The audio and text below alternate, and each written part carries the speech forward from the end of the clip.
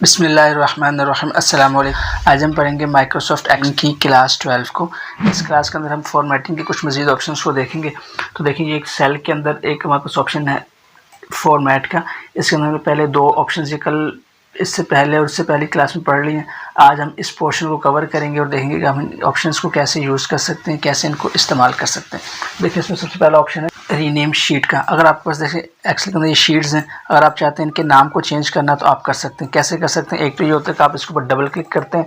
Double click करेंगे तो आपके पास देखें एडिटिंग का ऑप्शन आ जाता है। मैं जूम करके दिखाऊं तो डबल क्लिक किया तो आपके पास ये एडिटिंग का ऑप्शन हो गया, आ गया है। आप इसको सिलेक्ट करें और यहाँ से इसको डिलीट करके इसका नाम कुछ भी रख सकते हैं।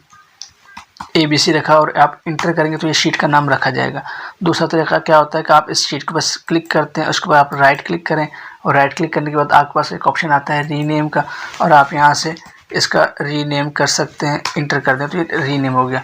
और तीसरा तरीका क्या है कि आप क्या करें, आप जैसे फर्स्ट करें मैं इस तीसरी शीट के ऊपर आता हूँ और मैं क्या करता हूँ, इनसे फॉर्मेट में जाता हूँ, जहाँ पे मैं शीट्स के ऑप्शन पे जाता हूँ और रीनेम शीट के ऊपर क्लिक करता हूँ। तो देखिए ऑटोमेटिकली यहाँ पे इसने जो है वो रीनेम का ऑप्शन दे दिया है। तो मैं इसको डिलीट करके मैं यहाँ पर रख देता हूँ XYZ और इंटर करता हूँ तो मेरी शीट का नाम रखा गया है। तो इस तरह से आप शीट को रीनेम कर सकते हैं। आप 3 तरीके बताए हैं, जो सा आपको आसान लगे आप उससे कर सकते हैं। हम क्या करते हैं, नॉर्मली हम डबल क्लिक करते हैं और डबल क्लिक करके ही शीट 1 करके रख लेते हैं। तो इस तरह से आप इनको इस्तेमाल कर सकते हैं। अब जिसमें जो सेकंड ऑप्शन है वो क्या है, आप फॉर्मेट में जाते हैं और यहाँ से आपके पास ऑप्शन आता है मूव और कॉपी शीट का। देखिए ये बहुत ज़्यादा कमाल का ऑप्शन है और बहुत ही ज़्यादा फ़ायदेमंद ऑप्शन है। अगर आप ये ऑप्शन सीख लेते हैं तो आपको बहुत ज़्यादा इससे सहूलत होगी।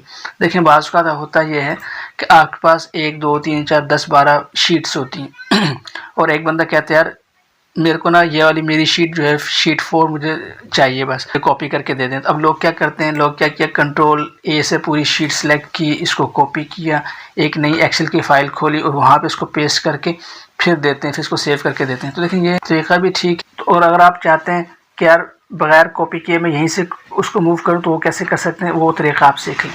तो इसमें आपने क्या करना होता है, आप इस फॉर्मेट के ऊपर क्लिक करते हैं और यहाँ पे आपने जाता है मूव और कॉपी। जब आप इसके ऊपर क्लिक करते हैं तो आपके पास एक डायलॉग बॉक्स खुलता है और यहाँ पे आपके पास वो तमाम शीट्स आ रही होती हैं जो कि आपके पास बनी होती हैं। और यहाँ पे आपके पास एक ऑप्शन आ रहा होता है, यहाँ पे देखें एक और आता है प्रैक्टिस शीट। देखिए मेरे पास ये जो फाइल खुली हुई है इसका नाम है प्रैक्टिस शीट का नाम है। तो कहता है यहाँ पे आपके पास ऑप्शंस हैं। एक ऑप्शन क्या है, पहला है new document, new book. New book का मतलब है फ़र्ज़ करें अगर आपने ये शीट कॉपी करनी है तो वो क्या कहता है कि भाई आपने जो शीट कॉपी करनी है वो न्यू बुक के अंदर करनी है या इसी बुक के अंदर करनी है।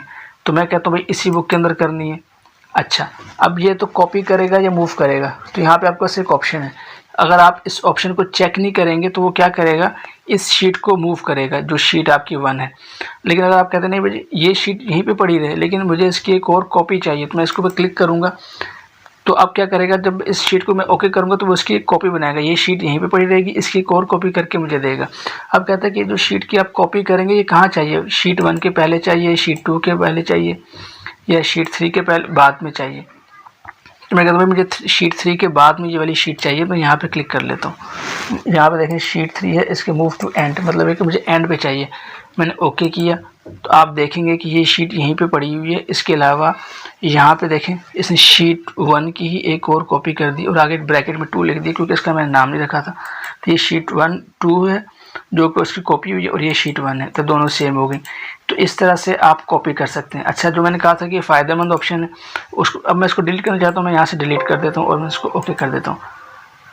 अब इसमें एक ऑप्शन ये था कि आप इसको कॉपी पूरी शीट को कॉपी करके एक्सेल की फाइल में पेस्ट करते हैं फिर देते हैं। और दूसरा मैंने कहा था कि आप यहाँ से भी कर सकते हैं। कैसे करेंगे, आपने दोबारा फॉर्मेट के ऊपर जाना है, मूव शीट के ऊपर जाना है। अब मैं कहता हूँ ये शीट, वो बंदा मुझे कहता है इस 50 अगर मेरे पास शीट्स है तो यार इसमें से एक शीट मुझे दे दो, मुझे भेज दो। मैं कहता हूँ यार ये चीज़ शीट यहाँ पे पड़ी रहे, तो मैं इसको कॉपी के ऊपर क्लिक कर देता हूँ, लेकिन इसकी एक और कॉपी बना दें। लेकिन अब ये जो कॉपी बनानी है ये मुझे इस शीट के ऊपर नहीं चाहिए, प्रैक्टिस वाली एक नई एक्सेल की फ़ाइल खोलो, ये शीट मुझे उसके अंदर कॉपी करके दो। तो मैं इसको क्लिक करता हूँ, न्यू वर्कबुक चूज़ करता हूँ, कॉपी करता हूँ। तो देखें आप नोटिस करेंगे यहाँ पे एक फ़ाइल आ गई, यहाँ एक फ़ाइल खुल के उसने एक कॉपी बना दी है। लेकिन अब देखें इसके अंदर 3 शीट्स नहीं है, एक ही शीट है। अगर मैं इसको थोड़ा सा मिनिमाइज़ करूँ तो देखें ये मेरी पहली वर्कबुक है जिसके अंदर ये 3 शीट्स थी। उसने क्या किया, इसी शीट की एक और कॉपी एक नई वर्कबुक में बनाई और ये दे दी। अब मैं इसको सेव करूँगा, कंट्रोल एस से सेव एस करूँगा और जहाँ मैं इसको सेव करना चाहता हूँ वो इसकी मैं लोकेशन दे दूँगा डेस्कटॉप के ऊपर और बुक 2 करके इसको मैं सेव कर दूँगा, तो इस तरह से सेव हो जाएगी। तो अब आप इस फाइल को किसी और के साथ शेयर कर सकते हैं। अच्छा, दूसरा तरीका क्या होता है कि यार मुझे ये शीट यहाँ से निकालनी है, मूव करनी है, मुझे यहाँ नहीं चाहिए, मैं कहता हूँ किसी और शीट में चाहिए। तो आप क्या करेंगे, इसको क्लिक करते हैं, मूव और कॉपी के ऊपर क्लिक करते हैं और अब यहाँ पे अपने अगर इसको टिक नहीं लगाएंगे तो मतलब क्या करेगा, वो इस शीट को ही यहाँ से निकाल देगा। या फ़र्ज़ करें पहला इसमें तरीका क्या है कि इसी वर्कबुक के अंदर ये शीट मुझे आगे मूव करनी है, तो मैं कहता हूँ यार शीट 2 के बाद कर दो और मैं ओके करता हूँ। तो देखें, सॉरी, मैं इसको कहता हूँ भाई इसको मुझे मूव करना है, तो मैं मूव के ऊपर जाता हूँ और यहाँ से मैं कहता हूँ भाई शीट 3 से पहले कर दो। मैं अब यहाँ मैंने टिक नहीं लगाया, मुझे इसको कॉपी नहीं करना, मूव करना है।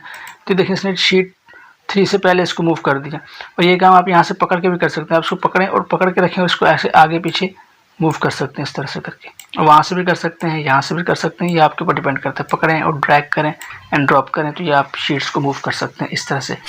अच्छा, और तरीका क्या है, आप इसको क्लिक करें, यहाँ पे जाएं और move and copy and move के ऊपर जाएं। अब मैं कहता हूँ ये मुझे शीट चाहिए लेकिन यहाँ से डिलीट कर दो, एक नई वर्कबुक के अंदर इसको पेस्ट करके जैसी कॉपी बना दो। तो मैं न्यू वर्कबुक करता हूँ। अब मैं यहाँ पे कॉपी के ऊपर क्लिक नहीं करना, अगर मैं कॉपी के ऊपर क्लिक करूँगा तो वो शीट यहाँ पे भी रहेगी, एक नई वर्कबुक में भी मुझे बना के देगा। लेकिन मुझे क्योंकि यहाँ से शीट हटानी है, एक नई वर्कबुक के अंदर चाहिए, तो मैं इसको नई वर्कबुक सेलेक्ट की मैंने, यहाँ से मैं ओके किया तो देखें ये देखें एक नई वर्कबुक खुली, उसके अंदर ये शीट आ गई।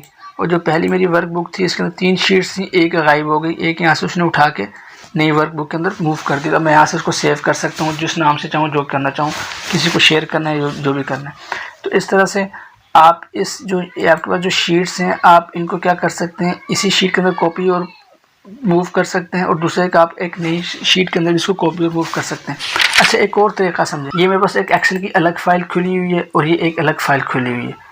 अब आप ये भी कर सकते हैं कि आप एक फाइल से किसी दूसरी फाइल के अंदर भी एक्सेल की शीट्स को मूव कर सकते हैं। कैसे करेंगे, जैसे फर्स्ट करिए मेरे पास एक एक्सेल की शीट है, मैं चाहता हूँ यार इसकी यहाँ पे भी कॉपी रहे और जो दूसरी मुझे एक्सेल की एक शीट बनी हुई है पहले से ऑलरेडी बन के सेव हुई है उसके अंदर भी इसको एक कॉपी चाहिए। तो क्या करेंगे, हम दोबारा इसके ऊपर जाएंगे, मूव एंड कॉपी के ऊपर जाएंगे। अब देखें यहाँ पर जब आप, लेकिन इसमें अब एक ऑप्शन ये भी है कि आपके पास दोनों एक्सेल की शीट्स खुली होनी चाहिए। मेरे पास ये शीट भी खुली है, ये शीट भी खुली है, 2 शीट्स खुली हैं, तब ये काम हो सकता है। तो अब मैं क्या करूँगा, इस शीट के ऊपर मैं यहाँ पे जाऊँगा, मूव एंड कॉपी के ऊपर जाऊँगा।